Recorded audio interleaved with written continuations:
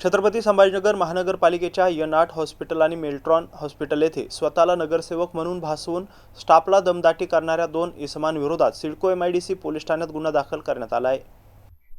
इम्रान सालार आणि असरार अहमद अशी संबंधितांची नावे आहेत। संबंधित दोघांनी आज सकाळी सुमारे 11 ते दुपारी 2:15 वाजेपर्यंत एन8 हॉस्पिटल येथे बाह्य रुग्ण विभागाच्या वेळेत उपस्थित राहून स्वतःला नगरसेवक असल्याचं सांगत डॉक्टर आणि कर्मचाऱ्यांकडे विविध कागदपत्रांची मागणी केली, तसेच कामकाजाबाबत चौकशी केली।